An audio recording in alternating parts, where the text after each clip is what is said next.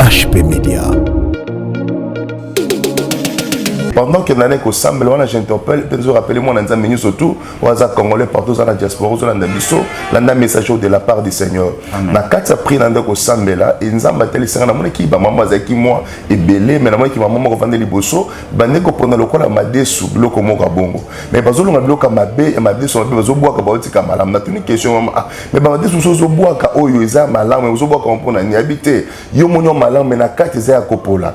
Na tuni ce qu'on a mis message le Seigneur me dit ceci. Le temps de Dieu maintenant est commis pembeni. Nzambe aolongo la batunion surtout ya mabe oba oluka ba combattre mboko. Quelque chose sika bazali, quelque chose sika oyo.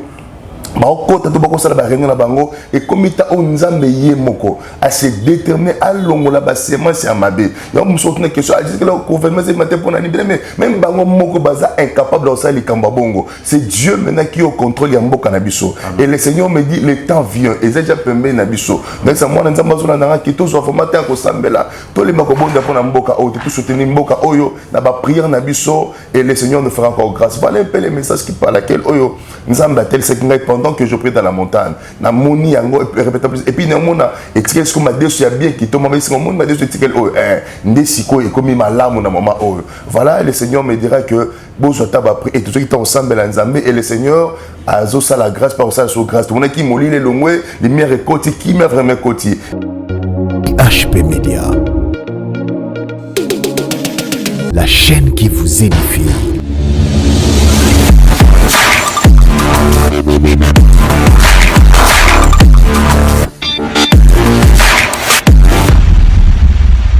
Voilà, shalom peuple de Dieu et vous qui nous suivez partout dans le monde à travers l'internet, à travers notre chaîne EHP Media, vraiment topesi binombo temingi kolo a pambola biso parce que na kokutana boye ezala pona bolingo na ye et belé bakanisaka ke kula la kola mukape za habitude non or que ceux qui te vivre boye ezala pona grâce au kolo ba ko sala biso na France balobi la grâce c'est une faveur imméritée loko to méritera ko zoate mais na bola mona ye loko la David azolo balobi il est riche à bonté voilà pourquoi salinga na ngolu ya ko ba ko mona lisusu sur ce plateau je ne suis pas seul je suis avec votre humble serviteur les pasteurs Henri Mbié tous en na kata plateau et Bible lobby, c'est poussé par l'Esprit de Dieu que les hommes parlent de sa part. Alors, comme on a en présence de Bassal Nzambe, il aura toujours soit un message de la part du Seigneur, c'est la binotiquette Nzamba Pambola à travers cette émission.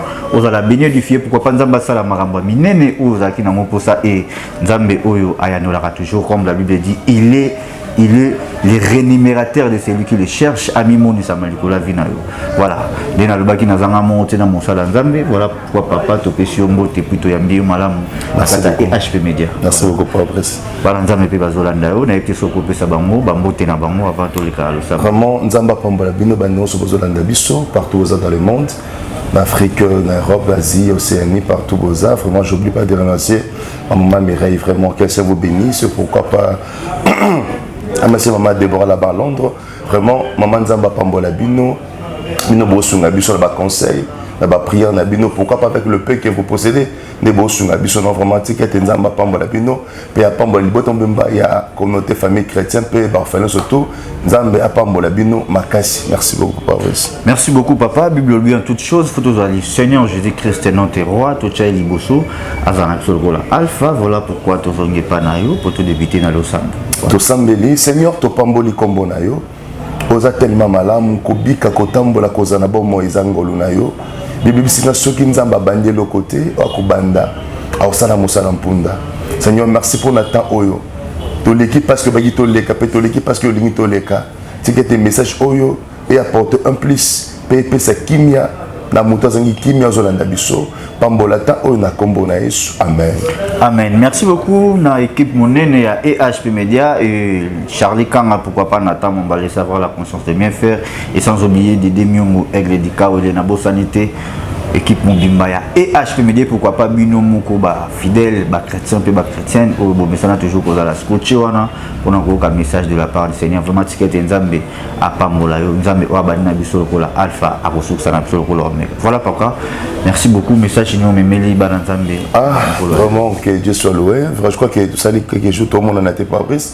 Vous savez programme bien que nous avons kata montagne na kata osambe là mais pendant que tout ça na kata après je crois que na routine ba montagne dans l'équipe au moment na polo tout ça parce qu'on vient de là directement ici na kata prière c'est le monde ça parce que nous avons na kabasa na nzambe belé to bonde la pona mboka na biso et c'est important parce que le bi bonde la pona biska bo vendre peut être pas mboli na bino et dépendara na sika wana ce qui mboka bo vendre ça mabe bo buka pe mbuma ya mboka wana te et pendant que na ko semble wana j'interpelle peut rappeler moi na nzambe ni surtout waza congolais partout dans la diaspora zo na biso landa message de la part du Seigneur na kata pri na ndako semble là et nzamba teli sanga na mona ki ba mama za ki moi et belé mais na mona ki ba mama ko vendre liboso bande ko pona lokola madesu biloko moko bongo mais bazolonga biloko mabe et madesu mabe bazobwaka baotika malamu na tuni question mama mais ba madesu zobwaka oyo eza malamu bazobwaka mpona ni habité yo monyo malamu mais na kati za kopola na tuni ce qu'on nzambe message de la kisini le Seigneur me dit ceci le temps de Dieu maintenant est commis pembeni nzambe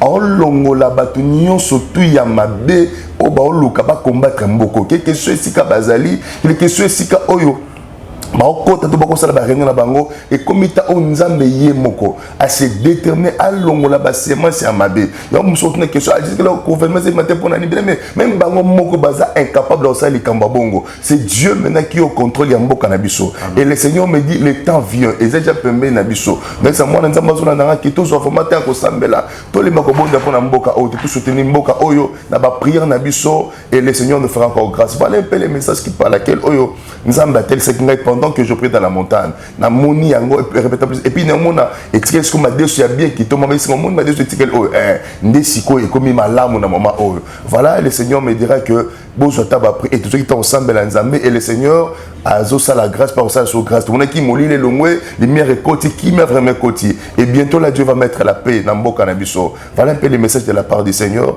au nazoki. Merci beaucoup papa mais aucun nango ndire moi mbango trop lobby pendant que vous vendez ko sambela ozaki message moni mama moko azo pour na madesu na kati ya madesu wana azolongola ba madesu mabe azo chapa ya malamu azo chapé côté mususu nde ba mama balamba madesu alors par signification nango nzamba peso lobby c'est le temps to komi na temps na ye alingi a bana longola bata mabe ba semence mabe pour que toza na kati ya mboka bazoluka ba détruire mboka bazo yungula zolongola vraiment gloire à Dieu que le Seigneur. Et puis nzamba kebisa bi ministre zoluka combattre mboka oyo de loin ou de près et comme nzambe ye moko telema akoisa mutu surtout na zoluka mabe ya mboka oyo. Merci beaucoup papa en tout cas nzambe apambola yo et oza na kolo bezali deuxième révélation aujourd'hui na kati ya chaîne abiso et HP Media il y a beaucoup il y a liboso si je me trompe pas ezalaki ozwaki révélation moko oyo ezalaki vraiment qui pas vita mais na kati ya ba commentaire ezalaki na bato mususu babandai ko ima bon lokola yo moko mukolo révélation ozalaki wana tozalaki na mesure te ya kozwa pendant ba retraite ozalaki na mwebele belé mais les deux occasions ya koyeba pe ko faire bato pour faire voir bato deuxième maman nous vivant na est-ce que ça ka maman qui pas vita est-ce que maman qui pas vita ozo considérer lokola nani mosala nzambe na kati ya mboka Congo bato balobi aza azalaki prophétesse ya malamu so balobi azalaki mosala nzambe te mutu na mutu azana ndenga zoka alors pona yo moko message ya maman ozwi wana soki eza maman qui pas vita oyebisi biso mais aza nani. Merci. Maintenant, et deux balanzam dans le komoko. Moni ton nzamba linga kolobela mutu akipa mutu te.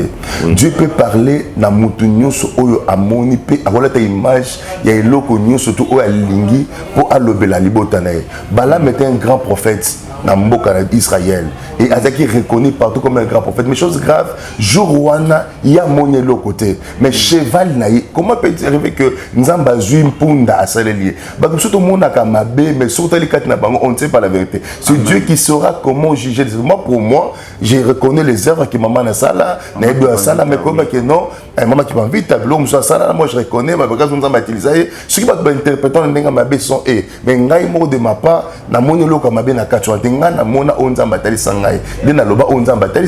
C'est ça la vérité pour prise. Donc Dieu peut utiliser tout le monde tout le monde, même un fou, même qui se sont dans le côté surtout, à cause de la époine, alors Belaka, Moutoumon, Likambo, pour comprendre les Kambo, c'est peut-être dans ce sens-là que Dieu prend de certaines choses, Papa. Voilà, merci beaucoup.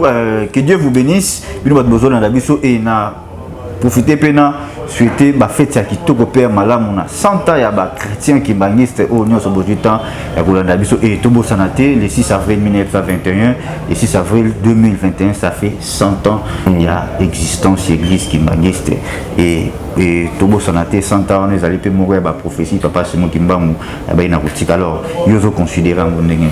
Bien sûr, j'affirme ça, Papa Brice, j'affirme ça. Bon, moi, vraiment, on se rend compte que Nzamba est tellement souverain, Maloba Sel n'est pas là. C'est même tout le monde qui a prophétie, vision, tout comme ça. Oh, Nzamba Tali Sayo, Yeba que Maloba Nzamba est jamais coco dans la vie. Ça fait 100 ans aujourd'hui, prophétie Bimaka. Aujourd'hui, et accomplissement, le monde loko est Nzamba Koufate. Et loko Nzamba qui s'est mouillé Kenda Koufa, mais comme Azaki prophète Nzamba est solo. Mais Sala a Sala, tout Makambo a Sala, et ça s'est fait voir. Et moi, j'ai toujours vu, ça me c'est pas la première fois, mon papa qui m'a dit, ma vision ma vision il me paraît, il me dit, il me conduit mon bébé. Il y a des fois j'avais des problèmes très sérieux dans la vie, mais dans souci ma taille, si je ne savais pas quoi faire, mais je le vis apparaître, me donner des motivations, des courage. Je me suis réveillé, mais depuis ce temps-là, je me suis rendu compte que non, il était vraiment un homme que Dieu avait envoyé comme un prophète de Dieu. Et Nandima qui m'a dit, au Congo, pourquoi pas pour le monde, et que ça m'appelle Zabon et ça les m'apparaissent. Et c'est ça la vérité. Merci beaucoup. Alors, on a répondre à la question ok, papa. Et la question ils ont ça que et sur un bateau bateau la biso et sur surtout bateau bazan na kata ignorance. Ils ont un bateau bateau considéré Papa Simon Kimbangu comme étant un dieu. Ils ont un bateau bateau considéré Papa Simon Kimbangu comme la prophète ou Asala Nzambe na ndenga solo. Yo peut expliquer bateau. On a kolo ba exam. Je crois bien que c'est la confusion. Prophète Kimbangu Azaki Nzambe. Église de Dieu. Église de Dieu par son ange, par son envoyé spécial, par son envoyé, Jésus-Christ, c'est moi qui vois des choses pareilles. Même il reconnaît qu'il est un envoyé de Dieu, pas un Dieu. Il reconnaît qu'il est un envoyé de Dieu. C'est ça la vérité, Papa Brice. Interpréter la façon non. Papa Simon Kimbangu ne fait pas un Dieu, mais Papa Simon fait un prophète de Dieu, un envoyé de Dieu. C'est ce que moi je reconnais, c'est ça la vérité. Et ça, on a la vision dans mon cas. C'est ça, Papa Brice. Merci beaucoup. Alors, est-ce que dans la République démocratique du Congo, notre pays, en Afrique, Afrique, est-ce que dans le cannabis, il y a un prophète Bino Lokola, Sakolio, Boyelelo, pourquoi? Parce que cette foi-là, il y a Nzambe, il y a Mouzadi Nabala. Donc, ce sont des grands hommes de Dieu. Oh, Nzambe, Atinde la biso, Pebato, Oyo, Nzambe, c'est le matas, Mboka na biso. Basé belé, mais pour ne pas citer tout le monde des médias. Donc, prenons d'abord l'exemple de Papa Mouzadi Nabala, apporte ce mot, Mouzadi Nabala. C'est fait un grand prophète de Dieu, un grand homme de Dieu qui a mené le réveil, qui nous a motivés, qui nous a donné la foi et qui ont fait des miracles. Non, ils ont mené le miracle, miracle à Makas et authentique bien sûr. J'ai beaucoup de témoignages en Afrique, ici, dans Kenda. Donc, quand témoignage de Papa Mouzadi Nabala, tu ne peux pas imaginer, Papa. Donc, ce sont des hommes de Dieu que nous reconnaissons. Nous devons reconnaître que Baba Sanzamba Solo, c'est un peu dans ce sens-là. Merci beaucoup à vous tous. De Bozo continue toujours au Kolanabiso et Zabongo Mosalanzame, les pasteurs en Rimbi. Vraiment, ma parole est en Zambaboye, ceux qui sont dans EHP Média, oui, papa, le temps, pendant que Zoloba et Tobo Sanatizan a dérangé vraiment dans le monde, Europe, Amérique, Asie, partout, même dans le cadre de la République démocratique du Congo, tu as maladie Bazali, Bazobela, Bazo, tout ça, un problème, il y a Nengue et par rapport à temps où tu commune en haut, moi 2 minutes, au Mekakosola, bateau espoir CKI, ou exoté dans mon moment qui ou à malobité à vivre donc au lac un peu que Seigneur Jésus-Christ a ça. Merci beaucoup, Papa. Après, si ça m'a pas embolé, c'est comme tout le monde dit, les ténèbres ne régnera pas pour toujours. Amen. La lumière de Dieu apparaîtra. Sauf dans la Bible, dans la 4, il y a Jérémie chapitre et Jérémie 35, où on doit partir à 5e verset. D'accord, Papa, si tu vas me permettre, s'il vous plaît. Oui, d'accord, on a dit tout ensemble, la Bible Jérémie 35, nous allons prendre juste le 5e verset. Le Bible, Jérémie mit devant le fils de la maison de Réchabit des coupes de plants de vin et des calices, et je leur dis, buvez de vin. Mais il me répondit, nous ne buverons pas de vin, car Jonadab, fils de Récabite, notre père, nous avait donné cet ordre que vous ne boirez jamais de vin et vous ne construirez jamais de maison. Amen. Voilà un peu quelque chose que je vais relever des défis. Vous savez, Papa Brice, il y a des familles aujourd'hui, ils vont souffrir pas parce qu'ils vont balinguer, mais ils vont souffrir parce que il donna l'ordre à ses enfants. Il y a une différence entre parole, testament laissé et un ordre. Quand on dit un ordre, dit et là comment va obliger d'imposer maintenant, tu dois le faire. Sans cela, tu verras telle peine, telle peine, telle peine. Il y en a parlé sur 4 choses pendant quelques minutes. C'est mon père Fabrice. La première chose, je vais parler que quand on dit Jérémie, qui est né dans la maison Récabite, c'est pas seulement le vin où nous voulons parler, le vin que tu connais, mais à révélation, tu comprends que le vin par lequel Jérémie appelle ça bango, à d'autres mais qui une vie de joie parce que le vin réjouit les cœurs. C'est-à-dire, et ça n'a pas été bien la vie d'avant Fabrice, ça y est, tant il y a qu'au CP la mingi. Ça veut dire, l'inga jamais c'est pas la vie. Et ça, tout ça, on a un siko, ça place aux allées bien aimés dans le Seigneur, au sein la constat qu'il y a la vie naïo, et l'or aliboso, l'inga n'a jamais comment on a au CP là. À tout moment que c'est la vie naïo, et tu verras seulement que malheur, moi, c'est que vous te comprends, tu peux commencer une relation bien, mais que mousikate. Au cours banda moussala moko bien, mais que mousikate. Au banda projet moko bien mais qui est dans musique. Pourquoi? Parce que eza maloba moko lobama likona. Pourquoi maloba ne lobama? C'est par rapport à la génération moi il y a les gars quand on a fait non bah ça ka alliance moko au balinga ka jamais comme on a bien beau se réjouir. Dans la famille qui habite bah ça ba ba CP là. Ba mon esengo to mon a joie pas Brice. Mais on a des comme boyé na France à Bengai et ce qui m'a fait mal c'était quoi? Donc, il y a une relation, une relation lélo. Ce comme l'exemple pour le temps, il y a billet. Donc, lobby fatigué. Voire même ça fait que ça 2 semaines à Mobali est côté à tel mais moi sur la ligne auto donc là tel force il y a masque de vieillesse là tel donc il peut sur la ligne c'est bon bien après 2 semaines 3 semaines quelques jours après des mbala qui mais à comprendre mais dans la nabiso kabon se répète à mort aux mobali mo qui mieux aux moi si mo qui makayo makambo marché ka bien tenir sur ça marche donc tu fais un effort tu n'as pas le temps de faire l'économie so c'est mi ka mbongo vendre na maboko côté ce sont des choses que tu dois comprendre que ezana loba moko lobama ezana ordre mo ça peut-être tant sur yebaki ngote tant sur mona kangote tant sur la capete mais il y a des choses qui se passent dans votre vie quand tu vois des choses et donc se répète mais fréquemment na vie na yo libala moko et qui la coule ici la kaka qui fait ça moko et qui nda musikate musala moko et progressa kate mbongo moko et si là na maboko tant muke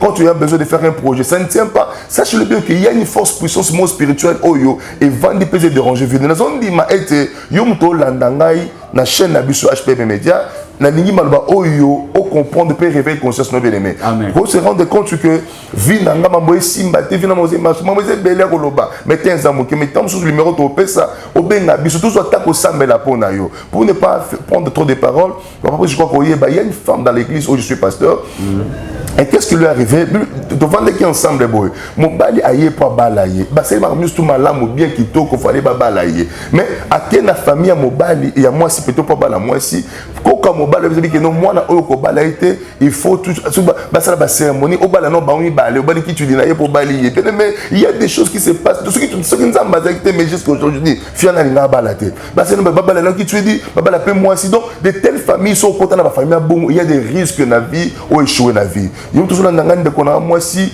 oza mobile na yo mobile qui makoka na ndako ovane yo boti bana sundelo atika yo il y a des choses déception les culs belé trop donc ce que le Seigneur est capable et devenu na katango manzamba msengabi il y a beaucoup de prêches ces paroles de Dieu il semble ba oyo ba bien sûr ba ko dit moi le Seigneur je serai là pour les aider et pour les soutenir dans la vie yo mtola na biso obenga biso numéro na biso to ko sambela pono atali kambongo ici maté moi je crois que nzambe ya bantoma nzamba Bible azanzambo aza réel bato balanda ka biso papa vous moi, il y a des miracles de délivrance au Nzamba au Sala et je sais que le Seigneur fera aussi pour toi aussi que